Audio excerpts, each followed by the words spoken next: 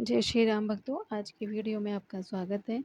आज की वीडियो में हम बात करेंगे रुद्र संहिता के 20वें अध्याय के बारे में, जिसमें भगवान शिव का कैलाश पर्वत पर गमन विषय पर चर्चा होगी।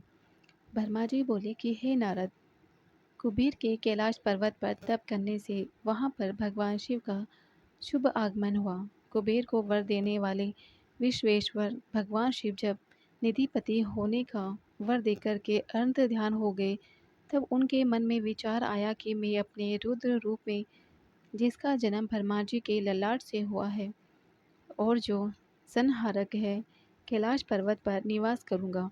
शिव की इच्छा से कैलाश जाने के इच्छुक रुद्रदेव ने बड़े जोर जोर से अपना डमरू बजाना शुरू किया। वह ध्वनि उत्साह बढ़ाने वाली थी। डमरू की ध्वनि तीनों लोकों में गूंज रही थी।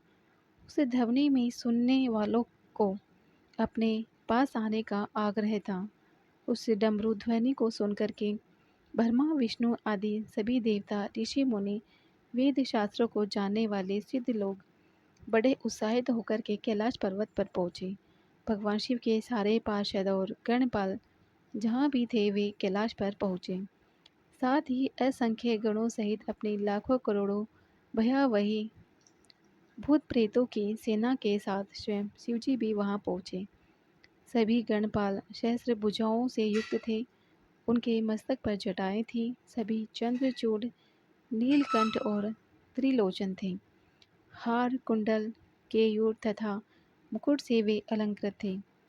भगवान शिव ने विश्वकर्मा को कैलाश पर निवास बनाने की आज्ञा दी। अपने व अपने भक्तों के रहने योग्य आवास तैयार करने का आदेश दिया। विश्वकर्मा ने आज्ञा पाते ही अनेकों प्रकार के सुंदर निवास वहां बना दिए।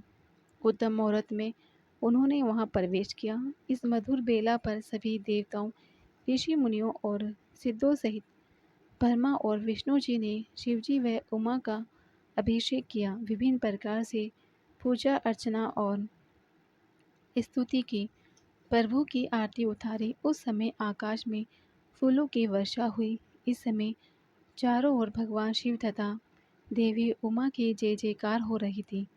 सभी की स्तुति से प्रसन्न होकर के भगवान शिव ने उन्हें उनकी इच्छा के अनुसार वरदान दिया तथा उन्हें अभीष्ट और मनोवांछित वस्तुएं भेंट की। तत्पश्चात भगवान शंकर की आज्ञा लेकर के सभी देवता अपने अपने निवास चले गए। कुबेर भी भगवान शिव की आज्ञा पाकर अपने स्थान अलकापुरी को चले गए। तत्पश्चात भगवान शंभु वहां निवास करने लगे। वे योग साधना में लीन होकर के ध्यान में मग्न रहते हैं। कुछ समय तक तो वहां अकेले निवास करने के बाद उन्होंने दक्ष कन्या देवी सती को पत्नी के रूप में प्राप्त कर लिया। अब रुद्र भगवान देवी सती के साथ वहां सुखपूर्वक विहार करने लगे।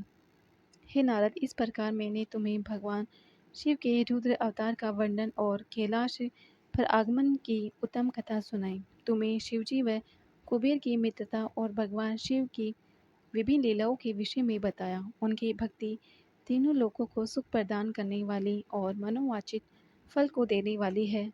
इस लोक में ही नहीं, परलोक में भी सद्गति को प्राप्त होते हैं।